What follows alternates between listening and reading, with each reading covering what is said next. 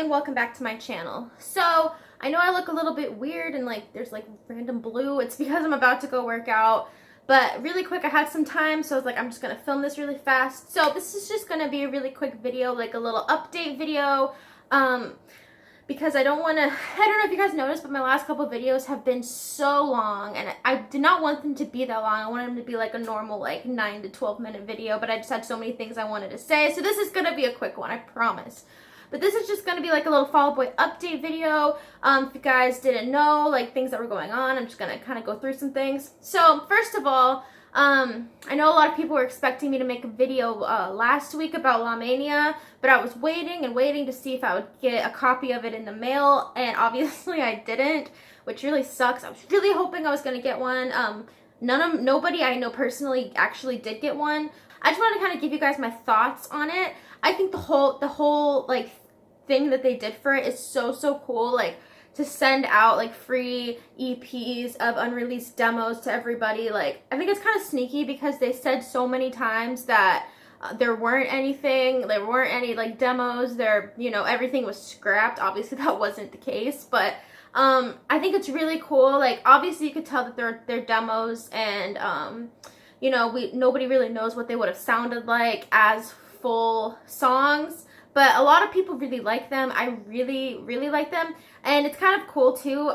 If you like listen to them and really listen to the lyrics, you can see where they use those lyrics in other songs, like The Wrong Side of Paradise obviously is a line in Expensive Mistakes. Like there's little hints of that throughout it. I'm not gonna give you guys all of them because I think it'd be fun for y'all to find them yourself. But you know, the fact that they actually did go back and rework a lot of these songs and like change the lyrics around, that's really cool, you know, because obviously this proves their writing style of Patrick looking at Pete's words and then putting them into a song, and so that's evident. That's exactly what they do, which is really cool. But overall, I really like them. But like I said, you can't really get a taste for what they would be without all of the production, everything that they would have done to them. A lot of people are mad that they're not full songs and that they sound more like Folie or like some of their older stuff. But the thing is, like, I'm sure everything they did on MANIA sounded like that in the demo stages before adding all the production to it anyway. So I don't think we should be upset necessarily that they didn't choose to use those songs, so they probably would have been produced in the same way anyway. You know what I mean? It's kind of like their my next point is their little Spotify singles that they did. You know, they did their acoustic version of Hold Me Tight or Don't, and their Whitney Houston cover, not produced to hell. You can actually hear the instruments. Patrick's voice sounds very raw. I really love those. Like, I've been listening to them non-stop in the car. Like, I mean, like, I know that they have all this big budget and this big label and all these big expectations to, like, you know, sound like a band in an arena, but I feel like if they just took a step back, it probably wouldn't even take as long and just do that. I feel like it would make a lot of people really happy. So maybe, like, the fact that that's still in them makes me really excited to see, you know, maybe what else they do. And another thing that maybe y'all forgot about or you didn't even know, but back in, like, the summer of 2016, Pete made a statement that they weren't going to release a new album until 2018, which did end up happening, but, you know, MANIA was supposed to be released in 2017, so obviously those plans changed. But a lot of the speculation at that time was that their contract was going to end in 2017. So I realized that while editing this video that I gave no context to this at all. So basically in 2016, Pete said that they weren't going to release an album until 2018 because they would have the creative freedoms to do what they wanted to do. So that told people that there's some kind of contract or something where they have to do a certain thing that they didn't want to do. So that's why I'm basically, you know, saying that, you know, now they could be trying something different than, you know, overproduction. I know I didn't really explain it very well when I was filming this, but so I just wanted to specify a little bit. And then into 2018, you know, maybe different label, different management, like that was floating around a lot. So if that is still the case, the fact that they released, you know, the 2 Spotify singles as like, you know, stripped down, not very produced, Patrick's vocals sound more like him instead of a robot sometimes. Maybe this is what they're going to do from now on. That would be really cool and really interesting to see if they went into that direction. But that's just all speculation. It's all hearsay. Nobody actually really knows what their future stuff is going to sound like yet. Obviously, they probably don't. But, I mean, if that is true, then I think older fans should get super excited because that would be insanely awesome and amazing. I'll find some YouTube videos of it and I'll post them in the eye. And if you don't have Spotify and you want to listen to them and didn't know they existed, I'll also do the same with the La Mania singles. I will post them in the eye. Also, the next thing I wanted to touch on was they are starting their overseas tour, the Mania tour, and I think it was the first couple dates, the set list was exactly the same as it was in the States. And you know, I didn't really think anything of it. I thought they were just going to stick with that set list this whole tour. But then the other night in Sydney, it completely like blindsided me. Like I had no idea it was even going to happen. Like I wasn't waiting around for it. I went to bed. Like I didn't really care. And the next morning I found out that they played Stay Frosty and they played Thriller. Like, oh my god, they brought Thriller back. I got so excited. Thriller was the first encore song and they played the Jay-Z opening. But you couldn't say it never happened.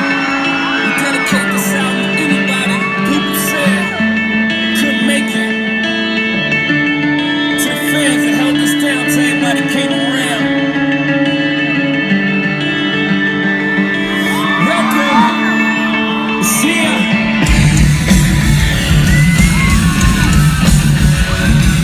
I would have died to be there, especially like I bet all those people that were there just died because you didn't even know it was coming, especially like Stay Frosty, and Stay Frosty replaced American Beauty, American Psycho, which I do like that song, but I feel like that was one of the perfect ones to replace. I would be afraid if they would have replaced like Save Rock and Roll or Where Is Your Boy or whatever. Like that's definitely a good one to replace for Stay Frosty. And from what I've heard so far of it, it sounds amazing. I'll post a video that I found of it. It sounds so good.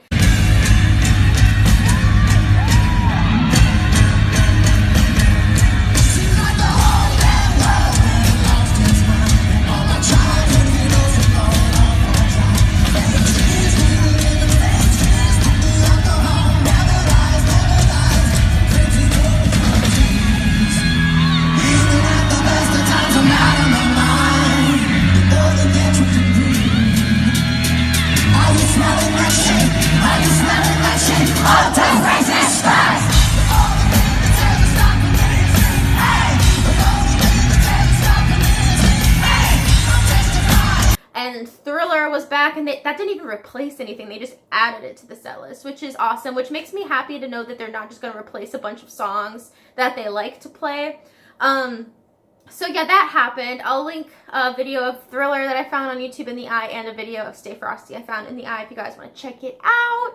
Really excited. Actually, I think that's too many videos to link in the eye. I think they only let me have 5. So the ones that I don't link in the eye will definitely be in the description for you guys.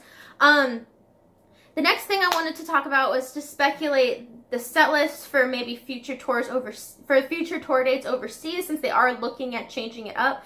I'm not sure if they're going to add more to it like on their overseas dates, but I know for the US tour and for Chicago specifically, they will be mixing things up a lot.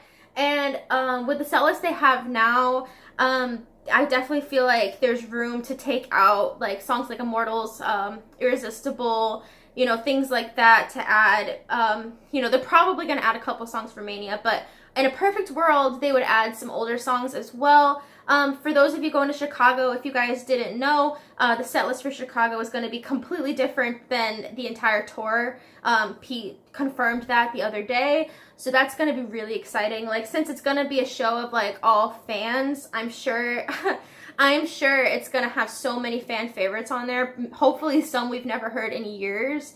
So fingers crossed. And September cannot come soon enough. Honestly, like after watching all of these videos of, you know, the overseas tour and how much fun people are having and how excited people are, it just makes me even so much more excited for September to come. Right now, if you guys didn't know, I'm going to 3 different dates. I'm going to Austin, Vegas, and Chicago. Probably more, but I'm going to pay off those first.